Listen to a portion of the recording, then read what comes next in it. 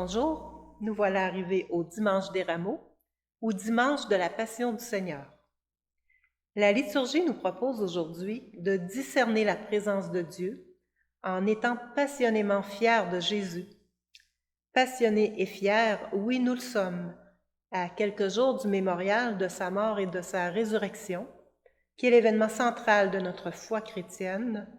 Nous célébrons aujourd'hui un double mystère.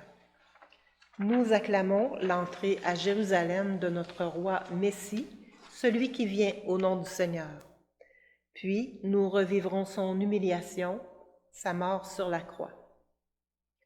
La liturgie nous invite à entrer dans cette double action, accompagner Jésus avec foi sur son chemin de croix et nous rappeler son enseignement comme modèle de vie et de victoire sur le mal.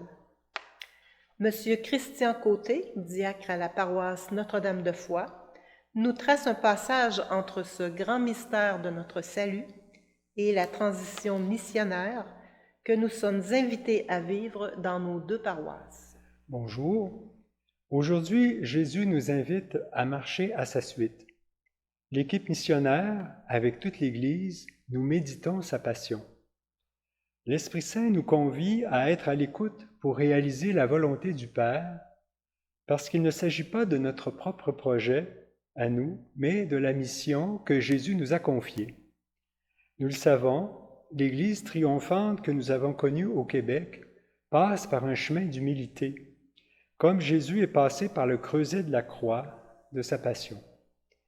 Il était vraiment le Messie, le roi attendu. Mais l'Écriture affirme qu'il s'est dépouillé, vidé de lui-même, et qu'il a embrassé la croix au point de penser que le Père l'avait abandonné. Une des dernières paroles que Jésus a prononcées avant de mourir est celle-ci. « Mon Dieu, pourquoi m'as-tu abandonné ?» Par sa fidélité à la volonté du Père, Jésus nous ouvrait la voie de la foi. Il nous enseignait comment affronter les moments difficiles dans une attitude de paix et de confiance en Dieu, malgré les plus grandes épreuves, car Jésus a connu la souffrance et s'est fait solidaire de notre humanité. Nous l'avons suivi au désert pendant les 40 jours de ce carême. Nous avons vu de quelle façon il est passé à travers la tentation de faire sa mission à lui, son œuvre à lui, comment il a lutté et comment il est resté humble et fidèle. Il a refusé de transformer les pierres en pain. Il a répondu au diable par la parole de Dieu. À l'image du Seigneur, l'Église est invitée à partager la parole en édifiant des maisonnées. Il a refusé de se jeter en bas du temple pour se montrer d'une façon spectaculaire. À l'image du Seigneur, l'Église est invitée à marcher dans l'humilité, solidaire des pauvres. Il a résisté au malin qui lui proposait le pouvoir du monde. À l'image du Seigneur, l'Église n'est pas soumise aux règles du monde, elle annonce un royaume d'amour. Pour les chrétiens, la nuit de la foi pointe l'aube de la résurrection. Le silence de Jésus sur la croix pointait l'heure de Dieu. Le psaume aujourd'hui nous révèle que Jésus n'a pas été abandonné à la mort.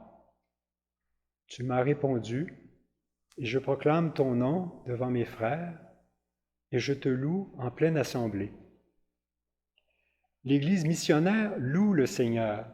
Elle pointe le sens des combats de toute l'humanité vers la présence du Seigneur au matin de Pâques.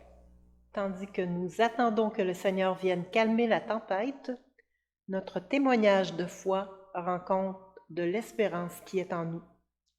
Car c'est dans la foi que nous pourrons faire la traversée entre nos inquiétudes bien légitimes et humaines et les promesses du Seigneur qui n'abandonne pas son Église.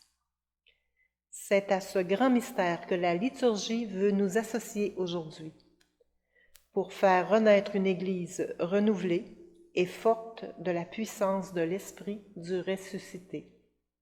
Notre fierté est en cette joie profonde de la victoire totale de l'amour de Dieu. Fierté qui nous propulse à prier et à travailler ensemble. Comme des messagers de cette bonne nouvelle, qui témoignent de la lumière de Pâques. Lorsque nous agitons nos rameaux, nous acceptons de nous unir au Christ et d'intercéder pour son Église et pour toute l'humanité souffrante. Dans ce grand mystère du Christ et de ce passage de la mort vers le triomphe de la résurrection, qui est aussi le triomphe de notre propre résurrection. Dans la foi, nous engageons fièrement le combat de notre liberté, délivrés de nos incertitudes et de nos peurs, dans la mission que le Christ nous a confiée. Passionnément fiers de Jésus, nous savons que nous ne serons pas confondus. Continuons la route ensemble.